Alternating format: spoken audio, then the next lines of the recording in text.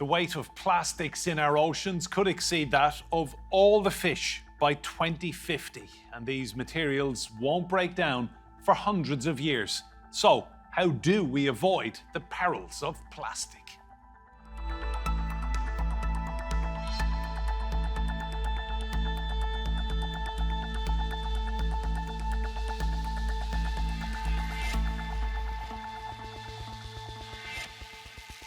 Hello and welcome to Roundtable. I'm Enda Brady. Now, plastic poses grave threats to ecosystems and human health. By the end of this year, UN delegates hope to arrive at a deal on managing its production. But big oil is fighting back and promoting its use as renewables take off. So, do governments have the means and the political will to make this treaty work?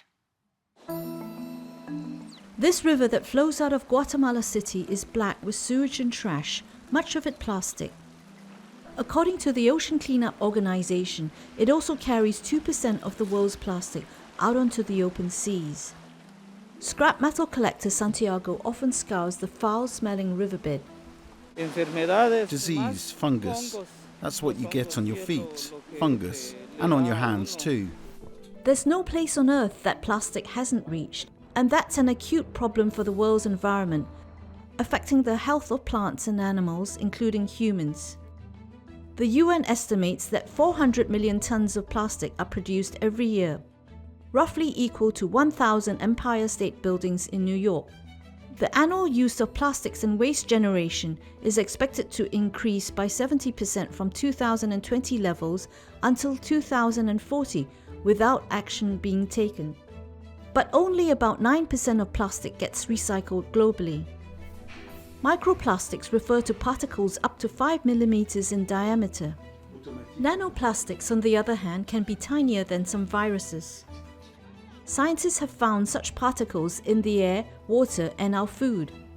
The UN Environment Programme has identified over 3,000 harmful compounds in plastic. These include substances described as forever chemicals that can disrupt hormone systems.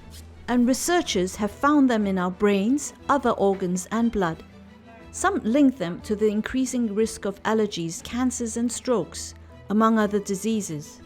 In the UK, sewage sludge containing microplastics is commonly used as fertilizer on farmland. What our research shows is that plastics are affecting the planet in a way that they're destabilizing the function of this planet that we live on in a way that makes it less safe for us. The UN hopes to reach a legally binding treaty on plastic pollution by the end of 2024. Plastics are mostly derived from crude oil, and petrochemical companies are pushing back against efforts to curb plastic production. Scientists are finding eco-friendly alternatives to plastic, but these need to be produced at scale to be competitive. So will world leaders and industry get behind this new legislation? Well, let's meet our guests. Joining us from Amsterdam is Jeroen Dagevos, who is Head of Programmes at the Plastic Soup Foundation. In London, Vahitha Abdul Salam is a Senior Lecturer in Pharmacardiology at the William Harvey Research Institute, and that's at Queen Mary University of London. And here with me in the studio is Jose Zarco. He's a reader in synthetic biology at the Department of Life Sciences. That's at Imperial College, London. You're all very welcome to Roundtable. Jose, I'll come to you first. I mean, from the air we breathe to the water we drink and the planet we walk across, there's no inch of planet Earth that can escape plastic now. That's exactly right. So plastic can be found absolutely everywhere in every single niche of the world. Not only the big ones, but also the microplastics, the smallest ones, that are the ones that worry us the most, especially for today. And just tell me, I mean, microplastics, there's no avoiding them because the bigger plastic ultimately breaks down and breaks down. I mean, have we reached a point of no return with this stuff? Well, I mean, we are hoping that some environments will be able to cope with them, but it's going to take just very, very long. So plastics are amazing materials, but the problem that we have with them is that they last forever. They're very difficult to degrade in the environment, and that's the reason why we can find them absolutely everywhere. So as you said, the big plastics, when they're released into the environment, they can break down into the smaller parts, But we also have problems with some products that already contain very small plastics by design. And I'm thinking about textiles, for example, and we can see more and more microplastic pollution that comes out of cities, out of urban wastewater, for example. Vahitha, I read somewhere that if King Henry VIII had used a shopping bag that was plastic during Tudor England times, that plastic bag would probably still be around today. I mean, this is very, very scary, isn't it? Yes, you are right. Plastic has been around with us for more than 5 decades or even centuries. However, not all of us are dropping dead at the moment. So we know that is why it was not thought to be of big concern before, because majority of plastic that we consume around 5 grams, like 1 credit card size plastic every week. That's how much of plastic that we consume.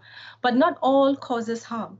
So all the researchers out there are very good in measuring plastic. So we measured plastic very well in the seabed, in animals, in seafood, water, and so on. But the key question is, which one of those are actually causing harm? So this is the research that we are doing in Queen Mary, because we know not all plastics cause harm. We are cross-referencing those that are found in the environment with what is actually found in the body, and which one of those are actually causing harm, that then we can take measures to mitigate it. And Jeroen, I just come to you. I mean, some recent studies have even found microplastics in human brains. So it's obviously getting into the food we consume, the water we drink, and the air we breathe. Yeah, it was clear for a while. We actually are breathing and eating and drinking plastic. And it was unclear if it's really getting into our body. What is the roots of how does the plastic get into our body? And with the new research, it's now it's proven that it can also, by inhaling through our nose, plastic can get into our brain. And the plastic that's actually found by the Brazilian study, it actually shows that it are small particles at 10 micrometer, but that's actually quite big. So it's an indication that the smaller nanoplastics that are 1,000 times smaller, they can also get into our brain, and that's really worrying and a health concern. And this research, I mean, it's very recent, but we're only just kind of fully comprehending, Jeroen, just how bad this is. Yeah, true. I mean, it's only 2 years ago they were able to measure nanoplastics in human blood for the first time, and that's just 2 years ago. And now more and more studies are becoming available. And now they do find plastics in all parts of our body. And also, it also becomes more and more clear plastics are degrading from especially throwaway appliances like packaging, fast fashion. And that's really a concern and something to do more research in, and also to do something about single-use throwaway plastics, because that's really the big source of microplastic pollution. Jose, I guess people will be asking, what can we do about this, or how can we avoid it? So let's just take a look at some steps, everyday steps people can put into their practice, really, in terms of avoiding plastic. So use water filters, installing water filters designed to remove microplastics from your tap water, avoiding plastic bottles, opting instead for glass or stainless steel bottles, ditching plastic containers, using glass or ceramic containers instead. Choose natural fabrics for the clothes that we wear, so make sure they're made from cotton, bamboo, or other natural fibers. Be careful of beauty products, various different shampoos and lotions. They can contain microplastics. And cook with care, avoiding non-stick cookware that contains Teflon and other harmful chemicals. I mean, there are steps we can take to mitigate the risk, but let's face it, it's almost unavoidable. It's a very big problem. I have little children, and we are always told that what we should do is the 3 R's, right? Reduce, recycle, reuse. And obviously, you know, that's a very big step, but we have a problem with the plastics that are already out there. And you need to think that we use plastics for absolutely everything. We've been talking about containers today. We've been talking about textiles as well and fabrics, but we use plastics in the built environment. So the houses we design, you know, the wires we design, they all have plastics because they're essentially great materials for some of the things. The problem is that because they last forever is when we encounter them in the environment. So all those are fantastic steps, but we should be producing less and using less, first of all. There are alternatives to some of the materials for which plastics we've realized are probably not the best idea. Like, for example, we could use biodegradable plastics for some of the containers, especially the single-use packaging containers that we use often for food. There are different alternatives, and I always like to say that there is not a silver bullet, so there is not a single technology that we can use to try to mitigate the problem. Therefore, we need to work in conjunction with other people, other scientists, people involved at all levels in the plastic production and recycling chain. We need to think about different recycling methods, not only the mechanical that we normally use, but also physical, chemical, and why not biological? That is what I personally am interested in. Vahitha, this is a big year for democracy worldwide. So many elections from the United States to the United Kingdom, European Union. We don't ever hear politicians talking about the whole issue of plastics and microplastics. Is that something you think should be part of the conversation? I think it would be. I think future generation might look at microplastic problem as the lead piping problem that we had before. So I think the limitation factor is we do not have enough information, and that is what impedes policy making guidelines for politicians and even the governmental stakeholders to make a decision on. So this year particularly, there are exponential amount of research that associates presence of microplastic in the many organs in the body to association with disease, like even the increase in heart attack. Microplastics are found in the plaque, for example. So we believe that with more and more researches that is being done, we will have more evidence-based information that we can then advise policymakers and politicians on what's the next step to take to reduce and offer alternative solution to microplastic pollution and impact to human health. Jeroen, I'll just come to you. Where is the leadership on this? Where do you think our leaders should be? Which direction going in to kind of address the issue? Yeah, it's going. If you really want to do something about the problem, you really have to go, to the source. And about 50% of all the plastic produced annually on a global scale is used for throwaway appliances like packaging and fast fashion. And the leadership should really be in making less plastic. We're now producing more than 500 million plastic a year, which is huge. And the predictions are we're going to double or even triple that amount the next 3 years. And the leadership should be what's happening. I'm hopeful it is going to happen. At the Global Plastic Treaty, that should be ready at the end of the year. Where there's also, there are discussions about reducing plastic production and changing to alternatives. And that's still a big debate. Some countries are really pushing for this, especially from Africa, like Rwanda, or Peru from South America. They are showing leadership over there about a strong global plastic treaty. And there's a lot of opposition from countries with a lot of oil production, and of course they have a lot to lose because you make plastic out of oil. But that's really how the world is divided as I see it at the moment. The majority is really aware of the problem and willing to do something about it, produce less plastic. But we need to make that final step, and I'm hoping that's going to happen at the end of this year. So Jeroen, just tell me, how difficult would it actually be for companies to remove plastic from their supply chains? I mean, there will obviously be a lot of resistance to this, but it can be done, surely.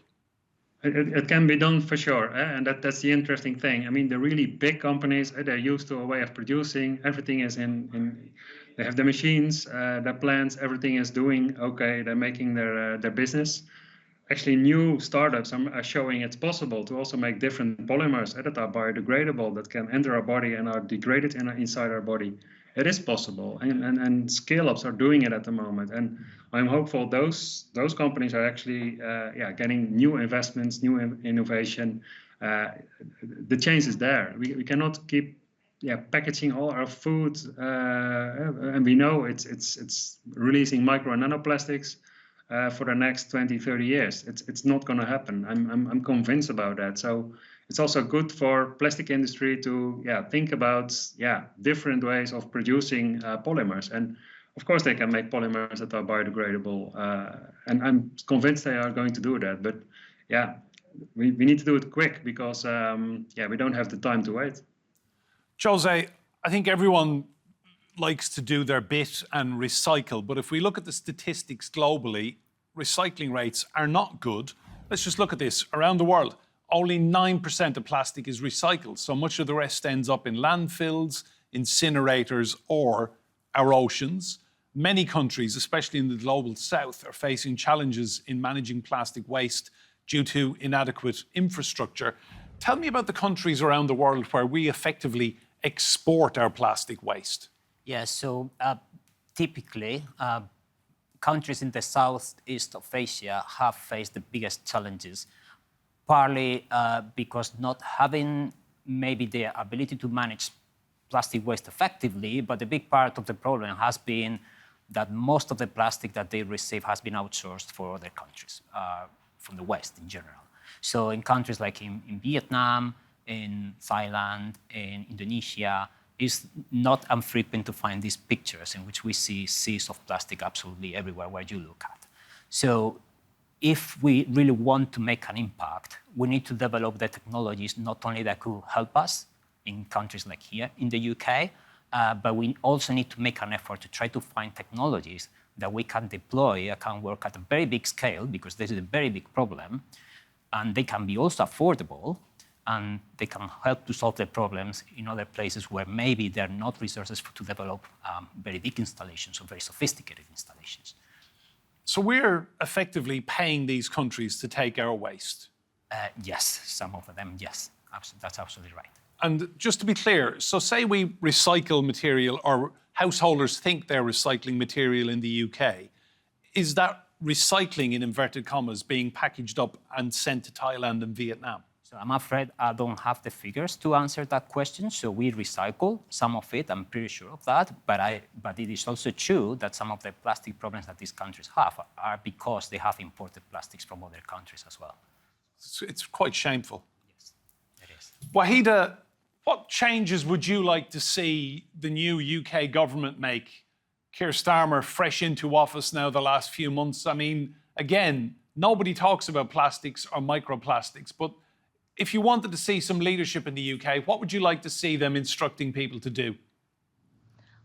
I would say that the current government should put in more effort, as Jeroen has suggested, put in more investment in startup companies that produce alternative biodegradable plastics, and also research and innovation in trying to establish the risk assessment of microplastics to human health.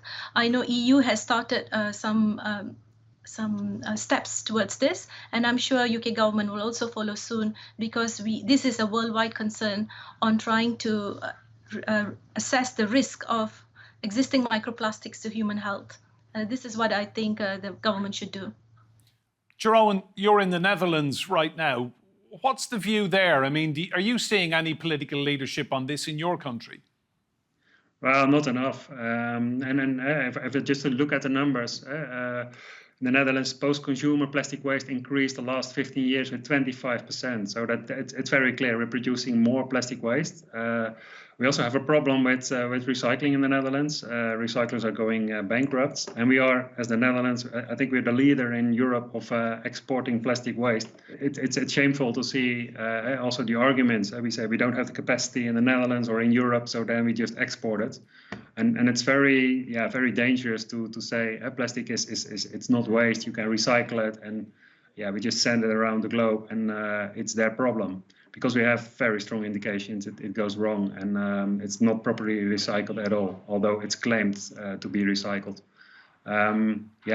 Leadership. I'm on the one hand, I'm hopeful about the leadership doing research on the effects of micro and nanoplastics on human health. I think the Netherlands shows leadership, but saying, okay, we're going to produce less plastic, and also and the whole transition of the current plastic industry. I think the Netherlands also plays a big role with a lot of petrochemical in the port of Rotterdam and big chemical plants in the southeast of the Netherlands and Camelot. What's the future and what's the pathway we're going to choose? Is it doing more of what we're doing already, or really making that change to creating new polymers and building a new future? And the discussion is happening as we speak. So there are exciting times, but also it's really important what kind of decision we're going to make, because the decision of today will be the future of 2050, because those installations have to they will last for at least 20, 30 years. So it's a crucial time. What are we going to do now? And future generations have to deal with it. And Jeroen, just give me your view on this. What faith do you have in a global treaty where everyone signs up and gets on board with this? Because we are literally destroying the planet we live on. Yeah, it goes. It's a double feeling. I'm very happy that we are going to create a global plastic treaty. And if you asked me 5 years ago, will there be a global plastic treaty in 2024, I would have laughed and impossible. Now that is happening, so that's a really big win. At the same time, I'm very afraid that the strong measures, especially on producing less plastic, that will not be decided. And that's the big risk we're taking if we don't do something about the source, only cleaning up and saying we're going to recycle. And that's simply not enough. We're doing that for the last decades, and look where we are now. And look at the predictions of plastic production, how it will increase the next decades. Doubling or tripling plastic, and it's not equally divided around the globe. Africa will use 6 times more plastic in 2050. If that's really going to happen, that will be a disaster. So we shouldn't do that, and use less, and make that decision. Jose, how much pushback will there be from these big petrochemical companies? Because they make billions and billions of dollars every year globally, and this will obviously hurt their profits. Yeah, this is, I think, a very complex question. So if we come up with a technology that could solve the plastic problem, that wouldn't be a problem for the plastic producers, because you could say, hey, now we have the technology to get rid of them, we can produce even more. So we have to tread very carefully when we make claims about how efficient our processes are dealing with plastic waste. And actually, we want to prevent people from losing perspective about what the problem is. The problem is we are using too much. Now, if the question is about would the plastic producers pushed against using less plastic, the answer is inevitably yes. I'm pretty sure they're not going to be very happy about that, especially because the projection, as Jeroen said, is that we are going to triple the production of plastics that we are producing these days. So it's 3 times more by the year 2060, and we are making already a lot. So it really depends on what's the answer to that question. But I would expect that if the solution is technologically driven, I don't see why that could be a problem. If the solution is we are going to change as consumers our perception of plastics and the way in which we use plastics, then of course that's something that I don't think they're going to be very happy about. And just tell me, do you think the public in general knows enough about microplastics? They know more and more, so there have been success stories. Not everything is bad. So for example, since the 5p charge on plastic bags was implemented in the supermarkets, the use of plastic bags has decreased by 98% in the UK. That's a big success, and everyone is conscious about how bad plastic bags are. We brought that in Ireland first, by the way. Okay. And overnight, congratulations. Everyone was walking out of supermarkets carrying stuff because they didn't want to pay for a plastic bag. It was that simple. Exactly. So if we can come up with things like that, why not? I think we could develop solutions for the problems we currently have. Well. Yeah.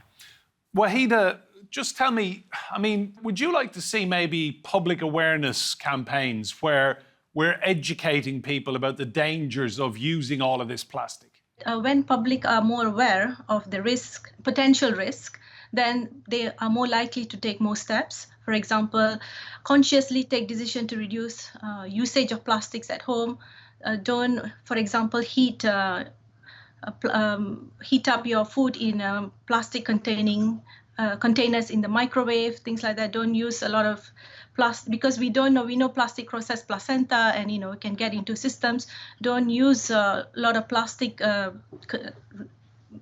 containers and materials made of plastic to feed children and babies. So these are the things that if they're more aware, they will be making more conscious decision on how is their relationship with plastic. So by educating the public, I think they will also getting the public on our side will also help in our efforts in reducing the usage of plastics and perhaps even put more pressure on stakeholders to make changes to reduce the consumption and production of harmful plastic. Jeroen, final point to you, just on that issue. What's the level of awareness like in the Netherlands amongst the public about microplastics? Yeah, I think the microplastic awareness, it's increasing. We started campaigning, our first campaign was about microplastics in cosmetics. That made people aware. And we also brought the question to the public, do you want to brush your teeth with plastic? And we already answered it for them, no one, right? And that's true. People were totally unaware it was in their toothpaste. And once they figured it out, they quit the product. And also then you see that the products change very, very quickly. Producers react on their consumers, which makes a lot of sense. And I'm convinced that the same is going to happen also, especially with food packaging, that the first big food companies are going to choose for different ways of packaging without micro and nanoplastic release. And then telling that story to the consumer, to the public, then you have the option what you're going to buy, with or without microplastic. And that's a very easy option once that's available. Jeroen, Vahitha, and Jose here in the studio with me. Thank you all so much. Remember, you can see more discussion and debate on our YouTube channel. Just search Roundtable TRT World. And if you like what you see there, please do hit that subscribe button. But for now, from me, Enda Brady, and all of the team here, goodbye and thank you for watching.